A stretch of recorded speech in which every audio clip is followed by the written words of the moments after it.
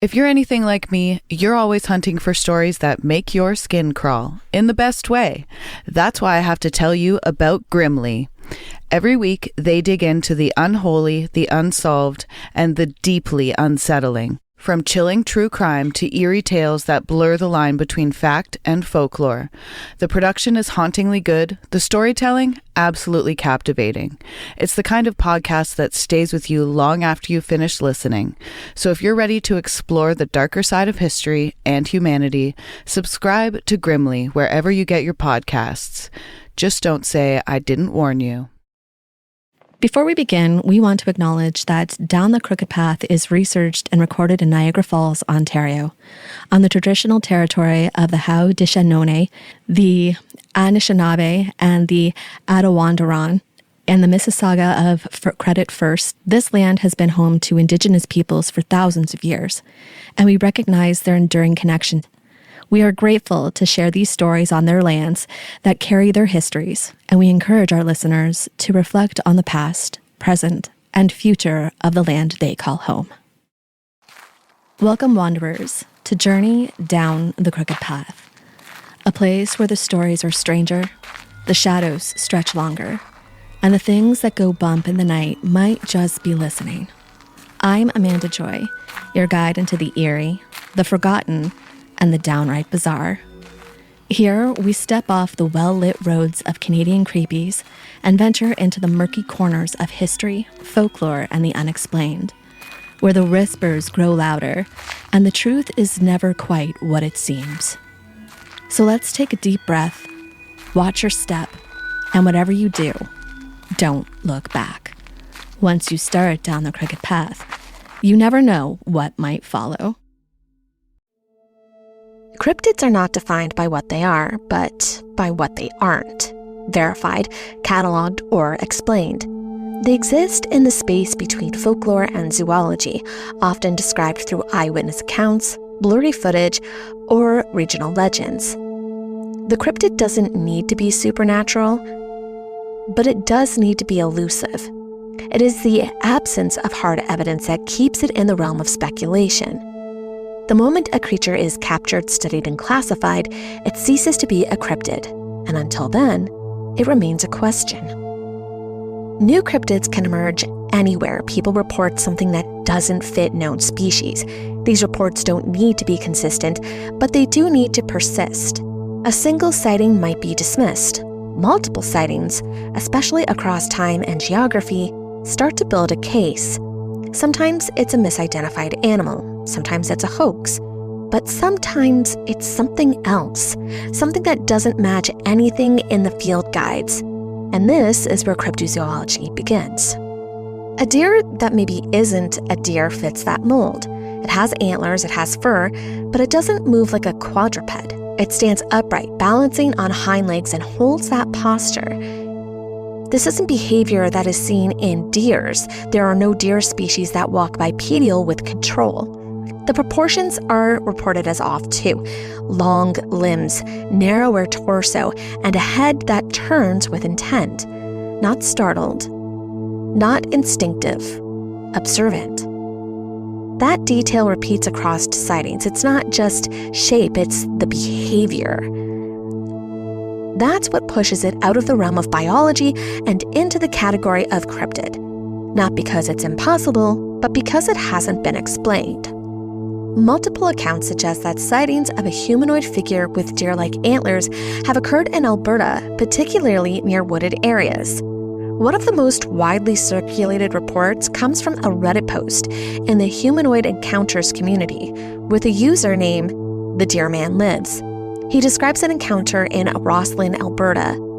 The individual claims to have seen a tall, upright figure with antlers moving through the trees. The description included a body covered in fur, a deer-like head, and a gait that alternated between bipedal and quadrupedal movements. The witness stated that the creature did not appear startled, and instead seemed to observe him before disappearing into the forest. The same user maintained a blog that compiled additional sightings from the region, though many of these accounts remained circumstantial and unverified. Some commenters on the thread expressed skepticism, while others shared similar experiences, including one person who claimed to have seen a figure in the Camrose. That report described a silhouette with antlers standing at the edge of a clearing at dusk. The witness did not approach and left the area immediately. No physical evidence was presented. No wildlife authorities had confirmed the existence of such creature either. There is no official documentation from Alberta Fish and Wildlife or any recognized cryptozoological organizations confirming the presence of a creature matching the Deerman's description. However, the consistency in the reported features, humanoid posture, antlers, fur-covered body, and silent behavior, has led some to speculate about its origins. A few witnesses have compared it to folkloric entities such as the Wendigo or Sasquatch, though there is no direct cultural or biological link to either. The Wendigo, in particular, is a figure from Algonquin legends associated with cannibalism and spiritual corruption, and is not traditionally described with deer-like features. The sightings remain confined to online forums and personal testimonies. No photographs, videos, or physical traces have been publicly verified. The accounts are notable for their geographical clustering in central Alberta and their shared descriptions, but without corroborating evidence, the figure remains unclassified.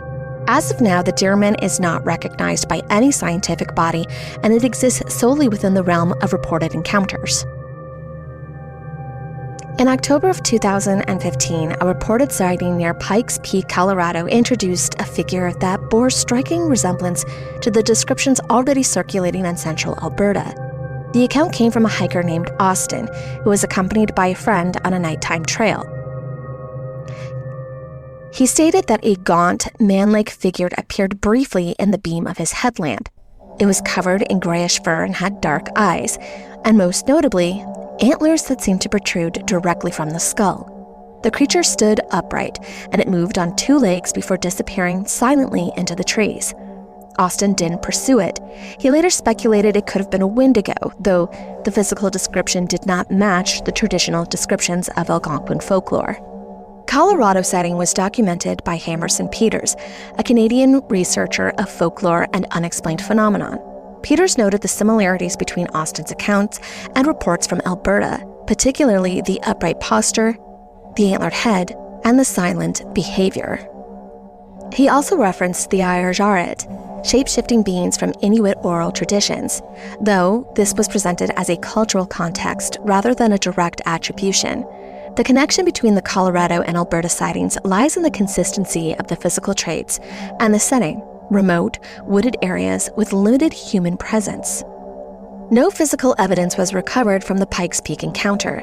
The report remains hearsay, but it has been cited in discussions about the Deerman due to its alignment with the Canadian sightings. While there is no confirmed migration patterns or biological explanation, the similarities in accounts across nation borders has led some investigators to consider the possibility of a shared phenomenon. The figure described in Colorado is not recognized by any wildlife authority, and no follow-up sightings have been publicly verified in this area. The case remains open. Descriptions of the Deerman share notable similarities between figures found in Indigenous folklore across North America, particularly the Wendigo from Algonquin traditions and the Skinwalker from Navajo belief systems. The Wendigo is often associated with transformation, isolation, and a loss of humanity, sometimes depicted in modern accounts as tall, emaciated creatures with animalistic features. Though traditional stories emphasize its spiritual nature and connection to cannibalism and winter hardships, contemporary retelling, especially those that are influenced by popular media, frequently include deer-like traits such as antlers and elongated limbs. These visual elements align closely with witness reports of the Deerman in Alberta and Colorado. Skinwalkers, known in the Navajo culture as Yinalnoshii, are said to be individuals who have gained the ability to shapeshift into animals through forbidden practices. While the original teachings focus on spiritual and moral dimensions of the being, some accounts describe them appearing as hybrid forms, part human, part animal, often seen at night in remote areas. The Deerman's reported behavior includes its upright posture, silent movement, and tendency to observe rather than flee. It echoes the aspects of these stories. Though the cultural contexts are distinct, the parallels in appearance and behavior have led some researchers and witnesses to draw comparisons, especially when trying to categorize an unexplained sighting. The Idrid, known in Inuit mythology as shape-shifting spirits, are described as beings that exist between worlds, neither fully in this one nor entirely outside it. They are said to inhabit remote regions of the Arctic, particularly around Freeman's Cove and Bathurst Island, a place historically noted for its unusual phenomenon and disorientation among travelers. The Idrid are exclusive, often seen only in the peripheral vision. When one attempts to look at them directly, they vanish. This is a trait that has led to comparisons with the shadow people or fleeting apparitions. Their presence is sometimes marked by a strange caribou appearing briefly, but then disappearing without a trace. Their descriptions include the ability to take on animal forms, most commonly caribou, though they can appear as humans with antlered heads. Their eyes are said to remain red regardless of the form they assume, a detail that reoccurs in multiple accounts and contributes to their unsettling nature. In some versions of the lore, their true form is human-like but distorted, with sideways eyes and mouths. Only shamans are believed to recognize the real appearance. These beings are not uniformly malevolent. They can be helpful or deceptive depending on the context. However, they are feared for their ability to abduct individuals, hide them away, and cause them to lose their way, even in familiar terrain. While the Deerman has not formally been linked to the Inuit mythology, the similarities in description have led some researchers to consider whether their sightings could represent a modern interpretation or manifestation of these old beliefs. It is important to note that the Irid are part of a deeply rooted spiritual framework within the Inuit culture. They are not cryptids or monsters in the Western sense, but spirits with specific roles and meanings. Their stories are traditionally passed down through oral history and are tied to the land, survival, and respect for unseen forces. Any comparison to the Deerman must be made with care, acknowledging that while the traits may overlap, the cultural significance is distinct and not reducible to cryptid classification. The parallels are observational, not definitive, and should be treated as part of a broader investigation into unexplained phenomenon rather than a direct equivalence.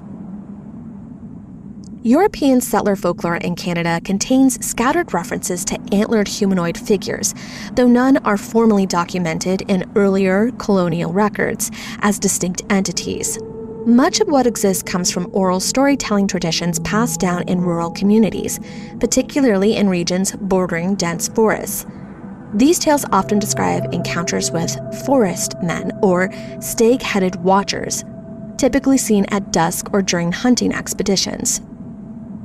The descriptions vary, but some accounts include a tall figure with the head of a deer, walking upright and vanishing without sound. These stories were rarely written down and often are only shared as cautionary tales or local curiosities. In parts of British Columbia and Alberta, settlers reported seeing strange figures in the woods that they could not identify as known wildlife. Some described what they believed to be a man wearing a stag's head, though no evidence or ritual or costumes were ever found. These accounts are sometimes linked to fear of being watched or followed in the wilderness, especially in areas where deer are common but behave unusual. One recurring theme involved a creature appearing during times of isolation when individuals were alone far from settlements and without witnesses. The figure was not always described as threatening, but its presence was consistently unsettling. Folklorists like Hammerson Peters have collected modern retellings of these stories, noting their resemblance to cryptid sightings in the same region. While the Deerman is not named in any older European accounts, the traits are all familiar. They're all similar and several of settler-era stories. These stories often blur the lines between superstition and observation, with some settlers attributing the sightings to spirits, forest guardians, or remnants of pagan imagery brought over from Europe. The stag-head figure appears in Celtic and Germanic folklore as a symbol of transformation or lumity, and it's possible that these cultural motifs influenced how settlers interpreted unexplained encounters in the Canadian wilderness.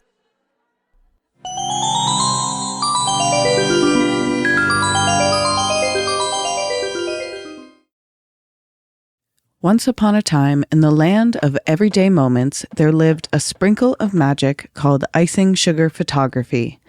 From sticky cake smash smiles to wind-swept yes moments, they capture the sugar sweet, the beautifully messy, and everything in between.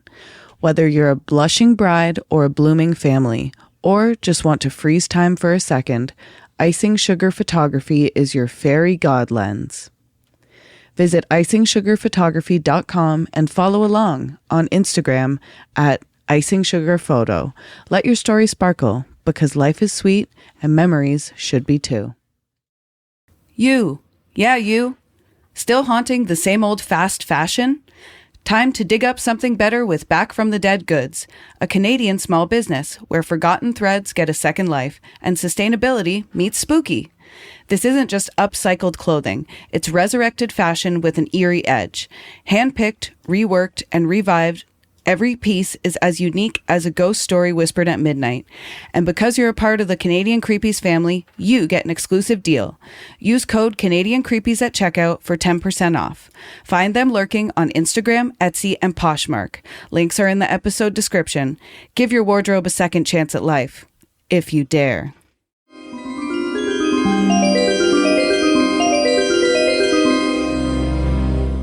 Some researchers have proposed that the Deerman sightings may point to an undiscovered species or hybrid organism, not yet classified by science.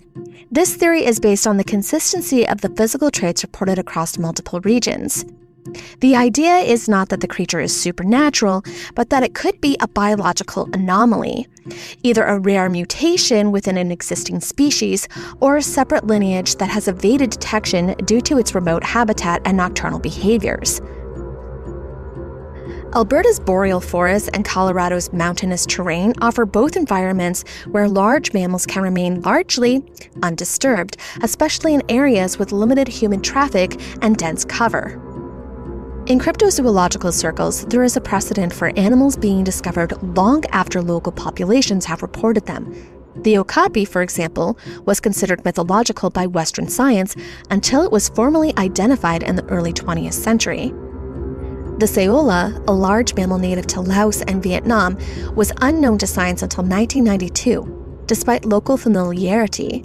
These cases are often cited to support the possibility that a creature like Deerman could exist without formal recognition.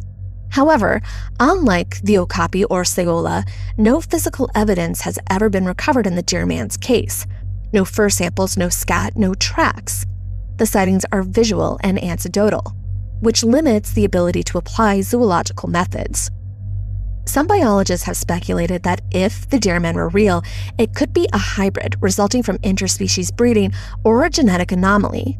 This would require compatible species with overlapping ranges and reproductive mechanisms, which is biologically unlikely but not impossible. There are cases of hybridization among closely related species, such as coy wolves in eastern Canada, which is a mix of coyote and wolf. A hybrid between a deer and a primate, however, would fall outside of known genetic compatibility. The theory would require either a previously unknown species with traits resembling both, or a mutation that caused extreme morphological abnormalities within a known species. The upright posture is one of the most difficult traits to explain. Deer are not built to sustain bipedal movement. Their skeletal structure and muscle distribution does not support upright propulsion beyond brief moments of rearing. If the Deerman is a biological entity, its ability to walk on two legs would suggest a major anatomical divergence. This could point to a species that's evolved separately with adaptation for bipedalism, possibly for surveillance or environmental navigation. The antlers, if functional, would not be vestigial. It would require a skull structure capable of supporting their weight while being upright, which is not seen in any known mammals. Despite lack of physical evidence, the consistency in witness reports has kept this theory active. The sightings are geographically clustered, often near deer populations, and share enough detail to suggest that people seeing these are seeing the same type of figure. Without a specimen, the theory remains speculative, but it is grounded in biological reasoning and supported by historical precedent for late discovery of large mammals. The possibility of an undiscovered species or hybrid remains open pending further investigation.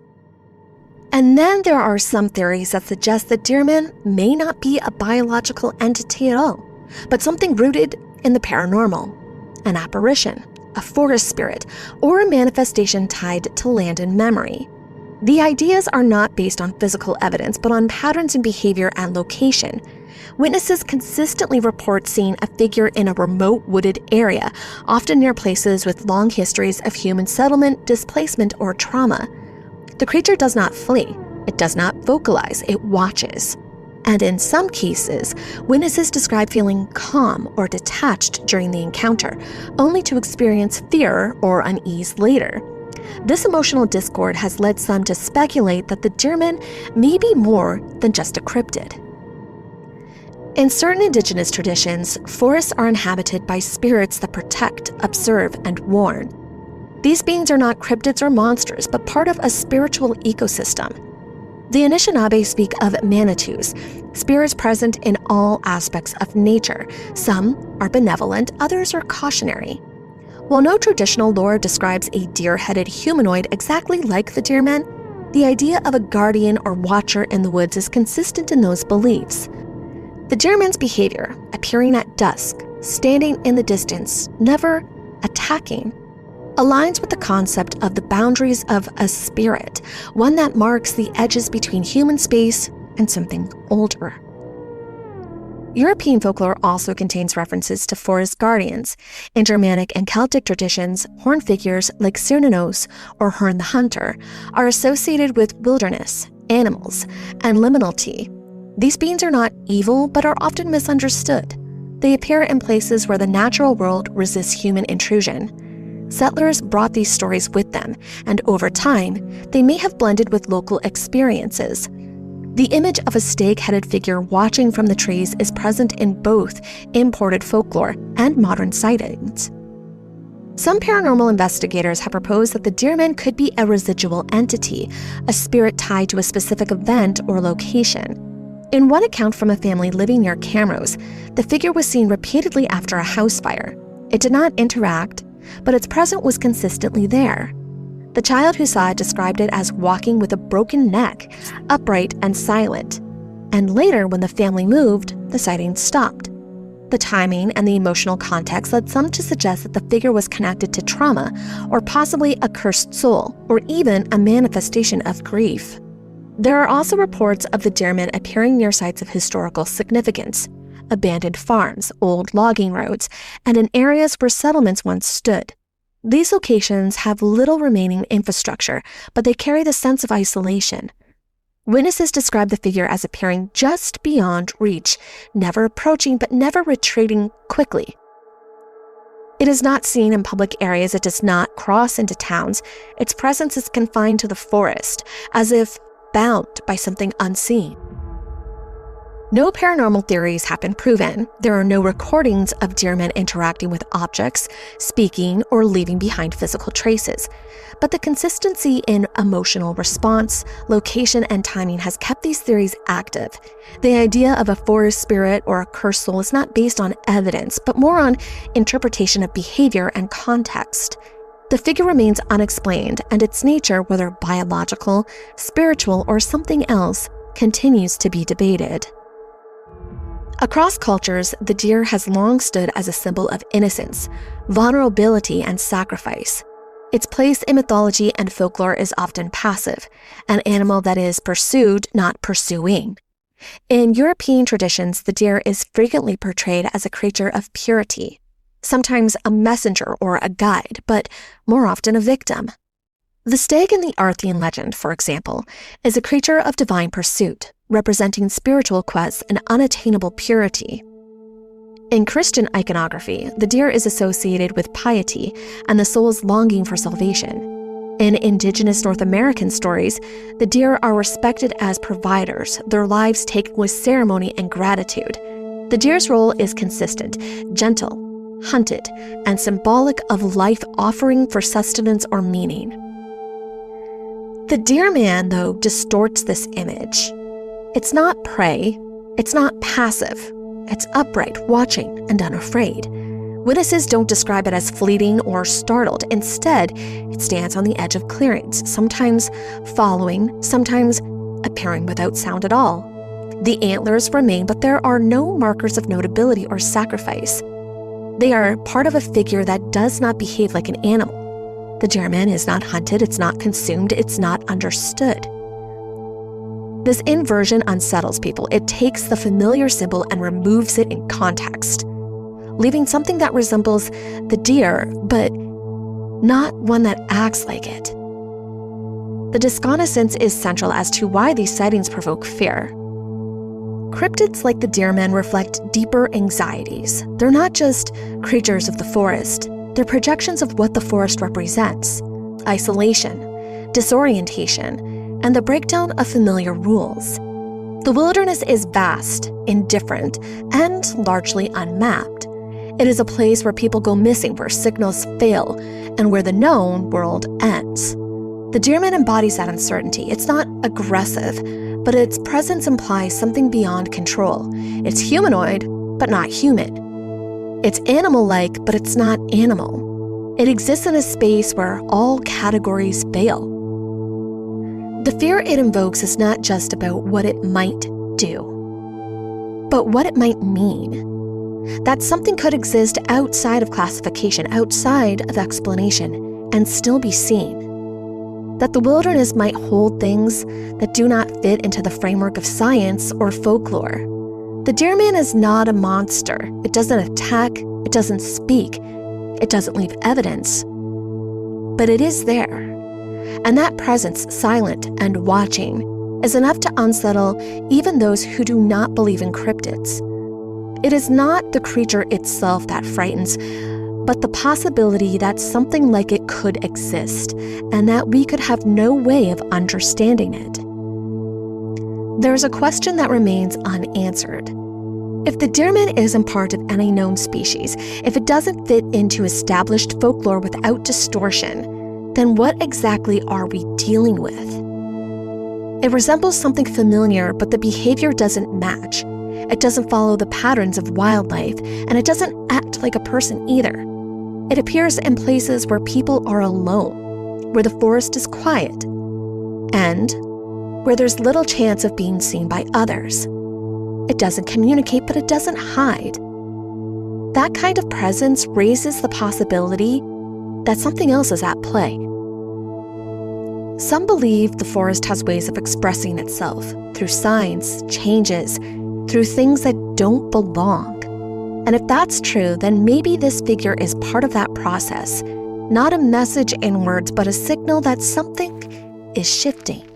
Or maybe it's something new, a cryptid that has not yet been named, one that doesn't follow the rules we expect. Either way, it's not something that can be dismissed easily. It's there, and it doesn't fit, and that's enough to keep the search going.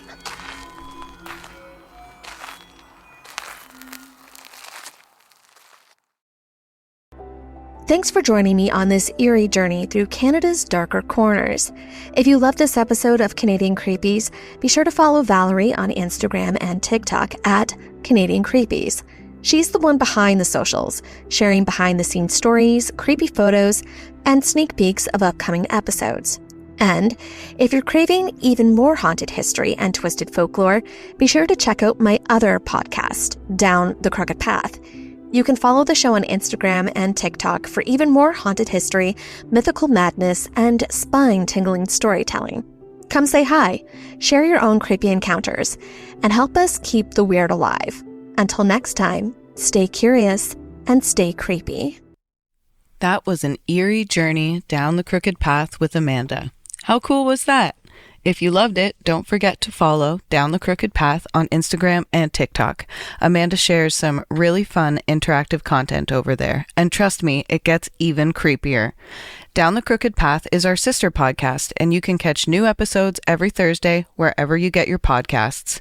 So if you're into the paranormal, folklore, and strange little corners of the world, we've got you covered.